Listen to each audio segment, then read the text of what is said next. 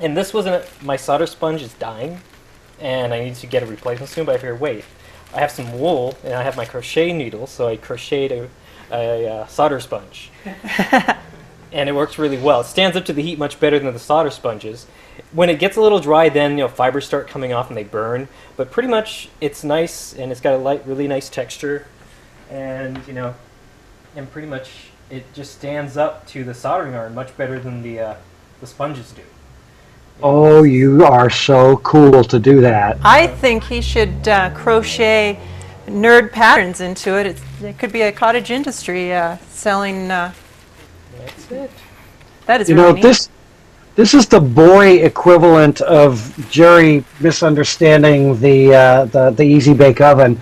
I think that's yeah. That's the thing. It's like I have too many interests. That's why I haven't built more things. And it's just you get ideas outside of the field you're trying to work in. It's like all these gear ratio things with your unicycle. You're finally going to get the final product, from a toy, or you're going to be reading somebody's manual about doing something that's completely, unrelated, and all of a sudden you're going to see somebody do something in some little small plastic toy device or some part of a car somewhere, or some part of, maybe the way a camcorder does something.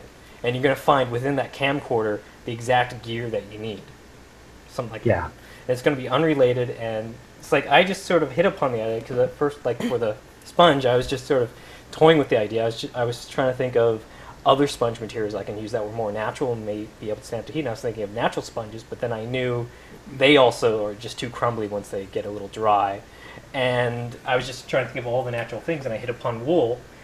And my sponge. So I grabbed my crocheting. I just crocheted this thing in a week, and because I did a little bit at a time while I was doing other stuff. And this works so much better because it's got much better texture, and there's like a channel between all the different weaves, and it's just one continuous knot, and it works really well.